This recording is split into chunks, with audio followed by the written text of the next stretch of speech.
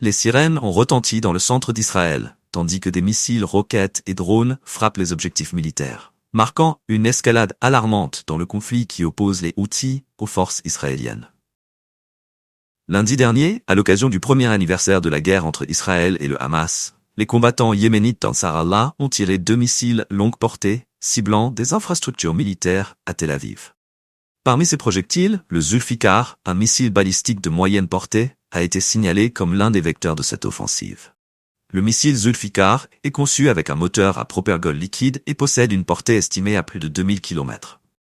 Selon des sources militaires, ce missile a la capacité de manœuvrer dans l'espace aérien, rendant son interception extrêmement délicate pour les systèmes de défense ennemis.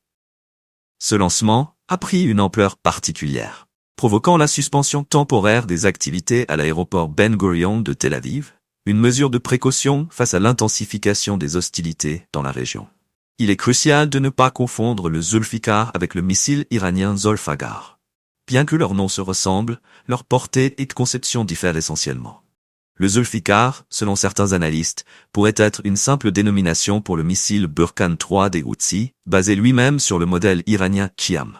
Ce dernier, toutefois, affiche une portée modeste, n'excédant pas 1200 km, laissant certains experts sceptiques quant à la véritable provenance technologique du Zulfikar. Une autre hypothèse se dessine. Le Zulfikar serait une modernisation des missiles Scud soviétiques, des munitions jadis fournies en grande quantité au Yémen. Ce type de missile, généralement à portée bien plus courte, entre 180 et 700 km, voit sa conception récemment contestée par cette nouvelle variante, prétendument capable de parcourir plus de 2000 km, soulevant de sérieux doutes dans la communauté internationale quant aux capacités industrielles yéménites.